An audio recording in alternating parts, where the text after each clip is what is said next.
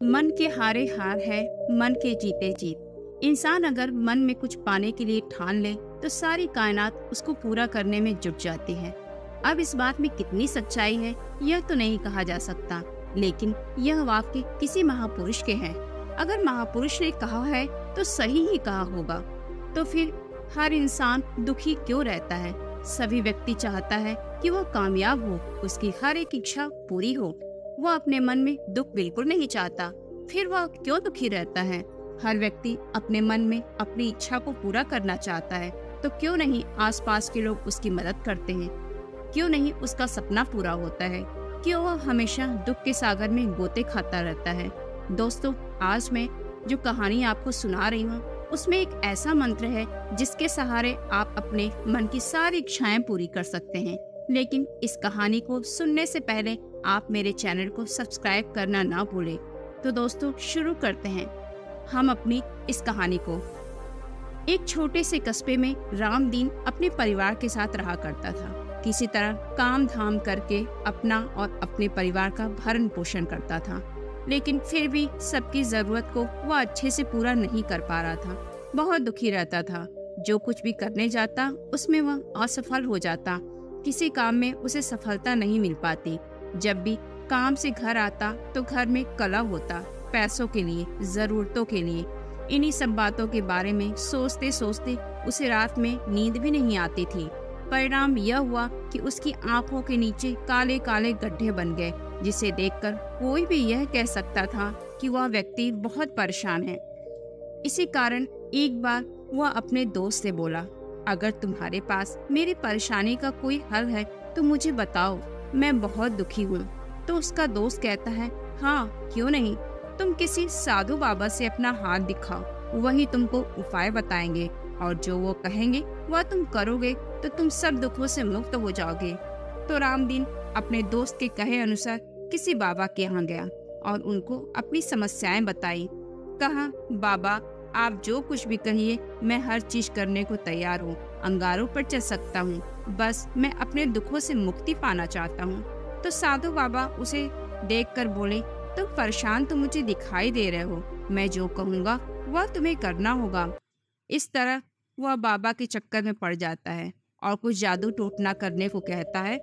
तो वह अपने घर जाकर बाबा के कहे अनुसार जादू टोना टोटका करता है। इसके बदले बाबा उससे अच्छी दान दक्षिणा भी लेते हैं, लेकिन इन सब चीजों का उस रामदीन पर कोई असर न हुआ। वह पहले से भी ज्यादा दुखी रहने लगा। जो धन बचा था वह बाबा की दान दक्षिणा में चला गया। एक बार ऐसे ही वह रास्ते में कहीं जा रहा था, उसका वही दोस्त मिला और बोला कि जो तुमने बताया था वह तो बिल्कुल काम नहीं आया।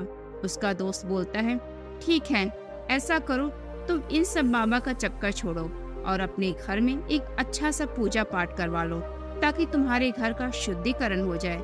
जितने भी बुरी आत्माएं हैं, बुरी नजर है, सब दूर हो जाए और सब मंगल ही मंगल हो। दोस्त के कहने पर वह अपने घर में विधि पूर्वक पूजा पाठ करवाता है। इसके बदले पंडित जाते समय उससे अच्छी दान दक्षिणा भी लेते हैं। इसके परिणाम स्वरूप रामदीन का कुछ भी अच्छा नहीं हुआ। वह वैसे ही दुखी रहने लगा। अब वह धीरे धीरे सबसे बात करना बंद कर देता है, अपने आप में ही खोया रहता है, दुखी रहता है। दिन रात वह यही सोचता है, मैं ऐसा क्या करूं कि अपने परिवार को खुश रख सकूं, सारी जरूरतों को पूरा कर सकूं। इसके लिए मुझे कुछ भी करना पड़े मैं करूंगा। ऐसे ही एक दिन उसने मन में दृढ़ संकल्प लिया कि अब मैं कुछ करके दिखाऊंगा अपने परिवार के लिए। इन बाबाओं के चक्कर में बिल्कुल नहीं पड़ूंगा, जो भी होगा वह मैं स्वयं करूंगा। ऐसे ही वह एक बार काम की तलाश में नगर की तरफ जा रहा था। नगर जाने के रास्ते में अचानक एक जगह उसे बहुत भीड़ दिखाई दी। वह सोचा, आखिर यहाँ पर क्या है। पास में जाकर देखा तो एक साधु महात्मा ध्यान लगाए हुए थे और बहुत सारे शिष्य उनके आसपास बैठे थे। उसने सोचा, ये बाबा भी वैसे ही होंगे जो लोगों से पैसा ठगते होंगे। ऐसे ही सोचकर वह जाने लगा। तभी वहाँ एक शिष्य खड़ा होकर बोला, मित्र, अगर तुम्हें कोई परेशानी है तो तुम यहाँ बैठो। साधु महात्मा बहुत बड़े ज्ञानी हैं, सबकी समस्या को सुनते हैं, सुलझाते हैं, लेकिन उनसे कोई दान दक्षिणा नहीं लेते। तब रामदीन ने सोचा, अगर दान दक्षिणा नहीं लेते तो इनको अपनी समस्या बताने में कोई हर्ज नहीं। वह वहीं बैठ जाता है। धीरे धीरे सारे शिष्य वहां से हटने लगते हैं और थोड़ी ही देर बाद साधु महात्मा का ध्यान टूट जाता है और वह रामदीन को देखते हैं और बोलते हैं, कहो पुत्र, क्या बात है? तुम बहुत परेशान दिखाई दे रहे हो, अपनी परेशानी बताओ। तो रामदीन कहता है, हाँ साधु महाराज, मैं वाकई में बहुत दुखी हूँ, बहुत परेशान हूँ। आज तक मेरे दुखों का अंत नहीं हो सका। एक खत्म होता है तो दूसरा आता है। एक बार तो मेरे मन में ख्याल आया कि मैं आत्महत्या कर लूं, लेकिन अपने परिवार वालों का सोचकर मैं आत्महत्या भी नहीं कर सकता। अब आप ही मुझे मेरी समस्याओं से छुटकारा दिलाइए। तो साधु महात्मा कहते हैं, आत्महत्या करना किसी समस्या का हल नहीं होता पुत्र। हर समस्या का डट कर सामना करो। समस्या चाहे जितनी भी बड़ी हो, ऐसा हो ही नहीं सकता कि उसका हल ना हो, उसके दुखों का अंत ना हो। तुम अपनी समस्या बताओ। तो रामदीन कहता है, क्या बताऊं? मेरे पास कमाई का कोई अच्छा जरिया नहीं है कि जिससे मैं अपने परिवार की जरूरतों को पूरा कर सकूं। मेरे पास कुछ भी नहीं है और ना ही कोई मेरी मदद करता है, ना ही कोई मेरा अच्छा मार्गदर्शन करता है। तो साधु महात्मा बोले, तुम इसके लिए क्या कर सकते हो? तो रामदीन बोला, आप जो भी कहिए मैं सब कुछ करूँगा, बस मेरी स्थिति सुधर जाए। मैं तो अंगारों पर भी लेट सकता हूँ। तो साधु महात्मा बोले, मैं ऐसी कोई भी चीज करने को नहीं कहूँगा, मैं बस तुम्हें एक मंत्र दूंगा जिसका बस तुम्हें जाप करना है। क्या तुम कर सकते हो? तो रामदीन बोला, आप यकीन मानिए मैं सब कुछ करूँगा।